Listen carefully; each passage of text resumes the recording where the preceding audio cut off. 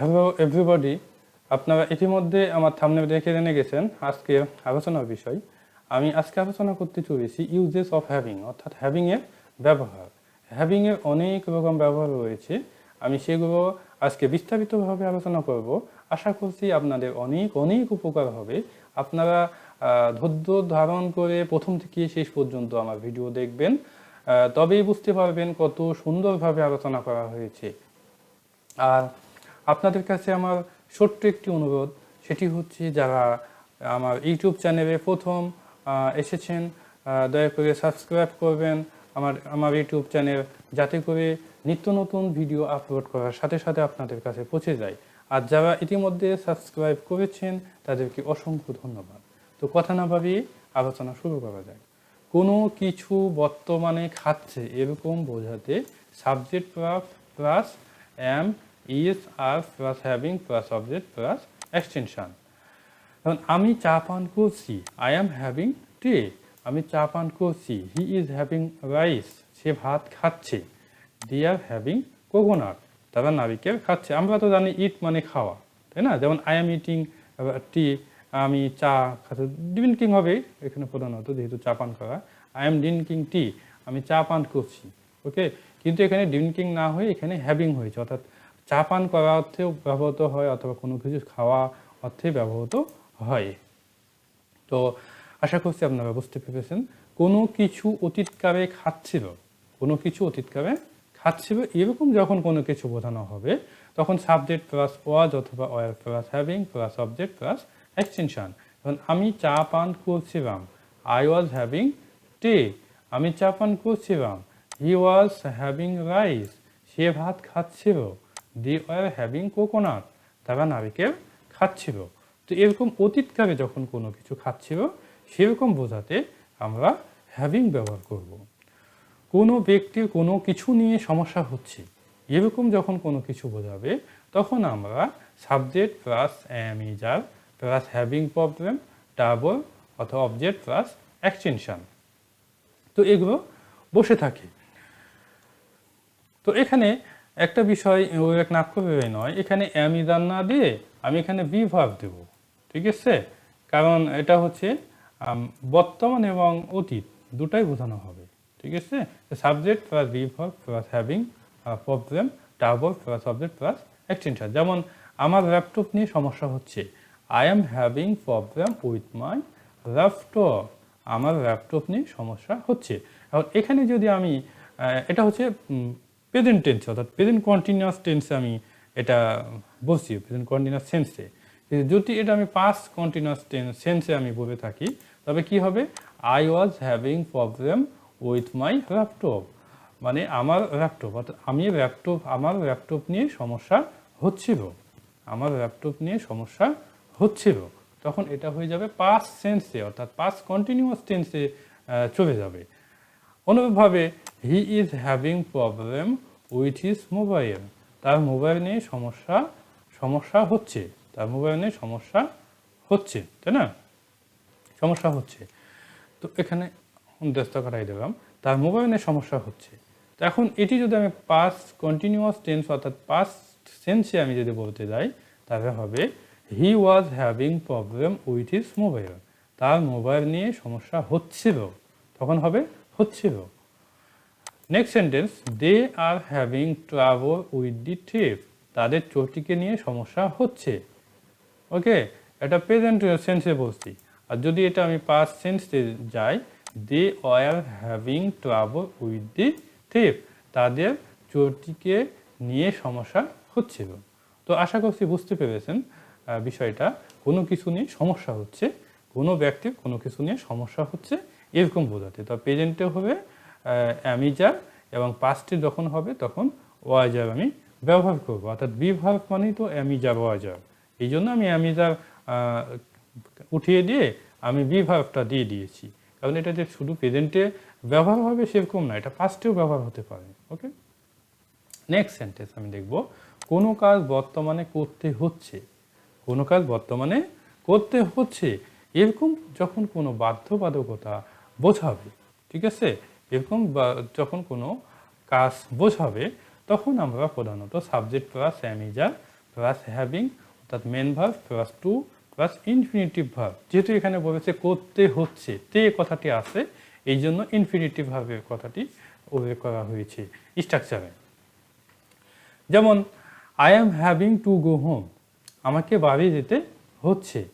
Okay, he is having to play, তাকে খেলতে হচ্ছে। তো এখানে I am having to go home, তাইটা হচ্ছে সাবজেক্ট, অ্যাম হচ্ছে বি ভার্ব অর্থাৎ অ্যাম হচ্ছে বি ভার্ব, আর হ্যাভিং আইএনজি ফর্ম অর্থাৎ হ্যাভের সাথে আইএনজি যুক্ত হয়ে হ্যাভিং হয়েছে, আর টু গো এটা ইনফিনিটিভ ভার্ব, আর হোম হচ্ছে অবজেক্ট।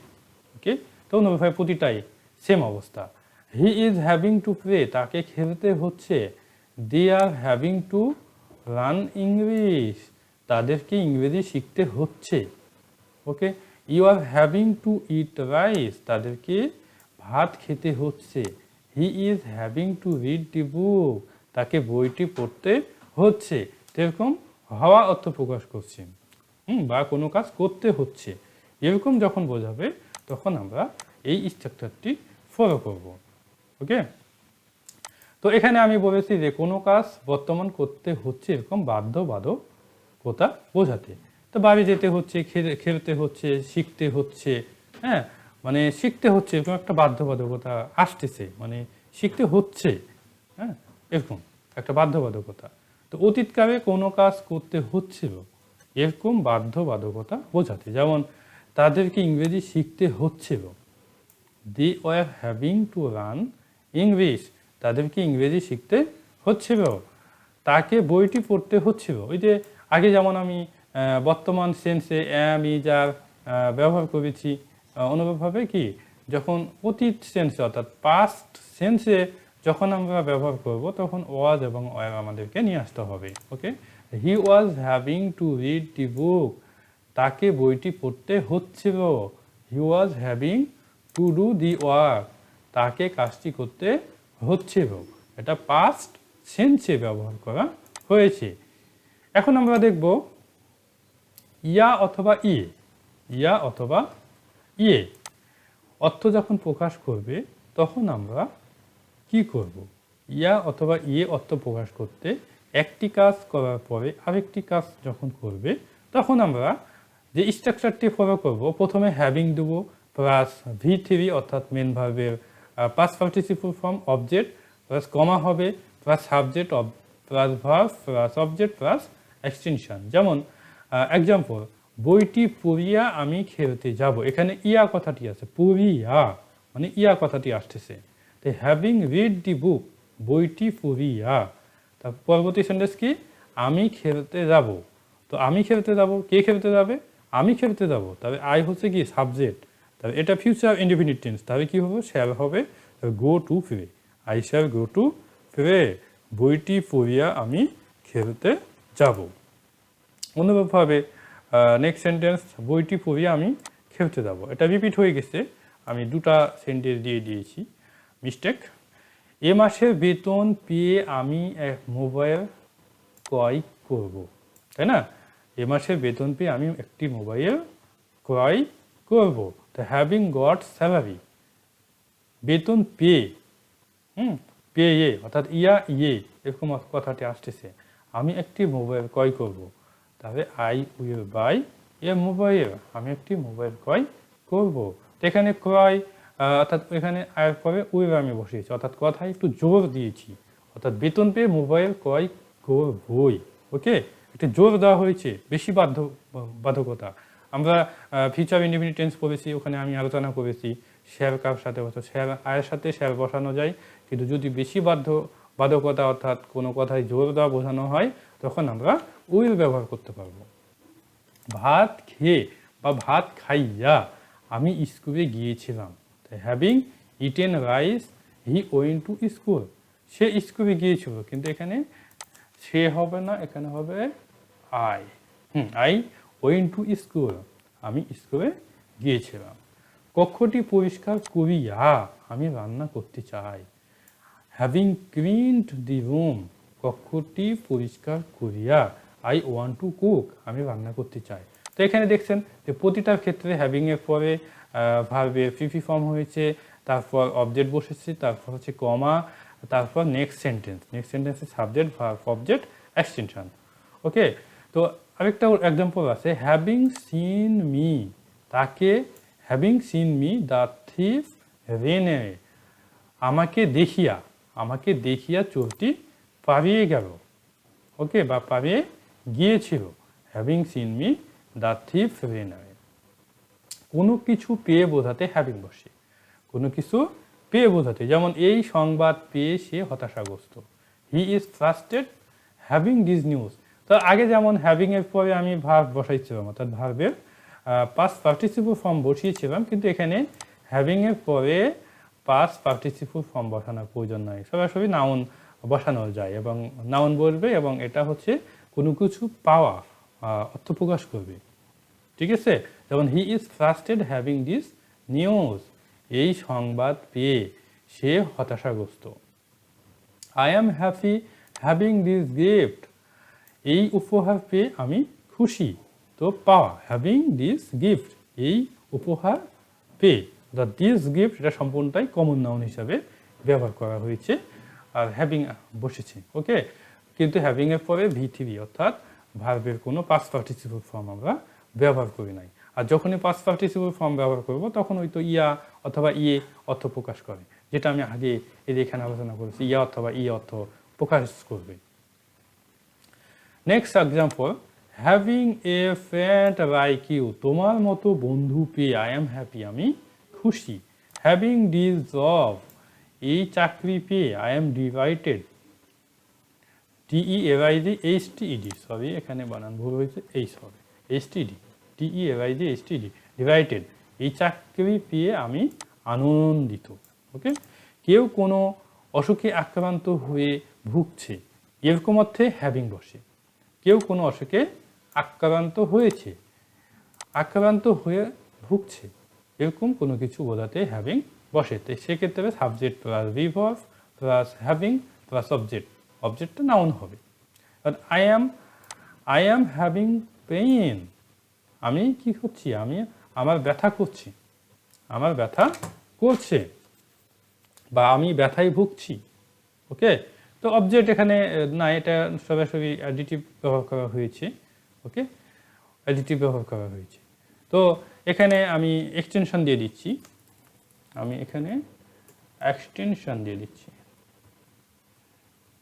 অবজেক্ট আসতে পারে, অথবা অ্যাডিটিভও আসতে পারে, এরকম আসতে পারে। যদি এসে থাকে তখন অন্য কিছু হবে।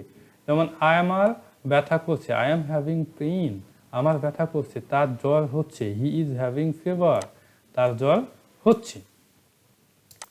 আমার মাথা ব্যথা করছে, আই এম হ্যাভিং হেডেক, আমার মাথা ব্যথা করছে, আমি সর্দিতে ভুগছিলাম, I was having a cold, আমি সর্দিতে ভুগছিলাম। তো অন্যভাবে আই ওয়াজ হ্যাভিং পেইন, আমার মাথা ব্যথা হচ্ছিল, তাই না?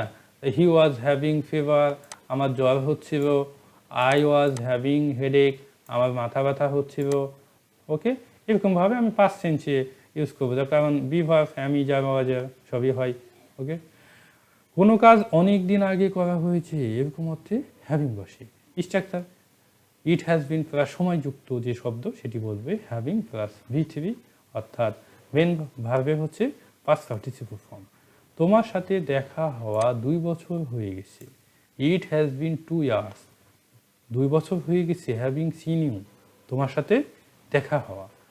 তার সাথে কথা বলা 1 বছর হয়ে গেছে, it has been 1 year having talk to you, তার সাথে কথা বলা 1 বছর হয়ে গেছে। তাকে হত্যা করা 1 মাস হয়ে গেছে, it has been 1 month having killed him or her, তাকে হত্যা করা 1 মাস হয়ে গেছে। তার সাথে সাক্ষাৎ করা 1 সপ্তাহ হয়ে গেছে, it has been a week having meet her, তার সাথে সাক্ষাৎ করা 1 বছর হয়ে গেছে।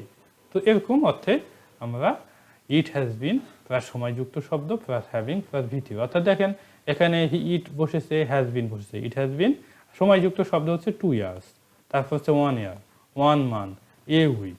ওকে, মিলেছে?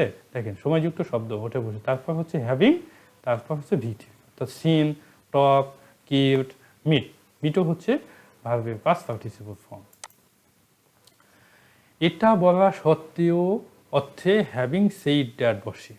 ওকে, having said that first sentence, অর্থাৎ হ্যাভিং সেইড দ্যাটের পরে প্রথম একটা সেন্টেন্স বলবে, তারপর কমা সেকেন্ড সেন্টেন্স অর্থাৎ দ্বিতীয় বাক্য বলবে। কারণ আমার যথেষ্ট সময় নেই বলা সত্ত্বেও আমাকে ক্রিকেট খেলতে ডাকছিল বা ডেকেছিল, একই কথা। Having said that I don't have time, আমার যথেষ্ট সময় নেই বলা সত্ত্বেও, হ্যাভিং সেইড দ্যাট অর্থাৎ ওটা বলা সত্ত্বেও আই ডোন্ট হ্যাভ টাইম, আমার সময় নাই, he was calling me to play cricket, আমাকে ক্রিকেট খেলতে ডেকেছিল। আলাদা আলাদাভাবে আমি বলে দিলাম যে হ্যাভিং সেইড দ্যাট ওটা বলা সত্ত্বেও আই ডোন্ট হ্যাভ টাইম, আমার সময় নাই, he was calling me to play cricket, আমাকে ক্রিকেট খেলতে ডেকেছিল। ওকে, আশা করছি বুঝতে পেরেছেন। নেক্সট সেন্টেন্স, আমি কাজে ব্যস্ত বলা সত্ত্বেও বাবু আমাকে ঢাকা যেতে বলেছিল।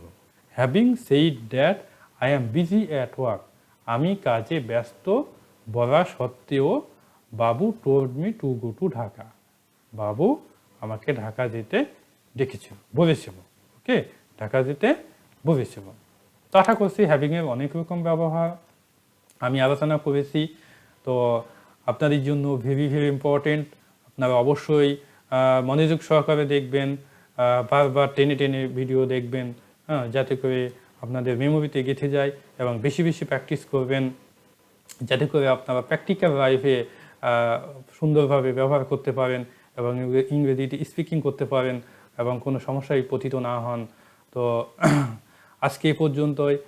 আপনারা যারা আমার ইউটিউব চ্যানেলে সাবস্ক্রাইব করেন নাই, আপনাদের কাছে অনুরোধ থাকলো আপনারা অবশ্যই আমার ইউটিউব চ্যানেল সাবস্ক্রাইব করবেন, যাতে করে নিত্য নতুন ভিডিও আপলোড করার সাথে সাথে আপনাদের কাছে পৌঁছে যায়।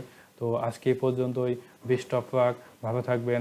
আর যদি কোনো সমস্যা হয় কমেন্টের মাধ্যমে জানাবেন, আমি আপনাদেরকে আরও সুন্দরভাবে বুঝিয়ে দেওয়ার চেষ্টা করব। আল্লাহ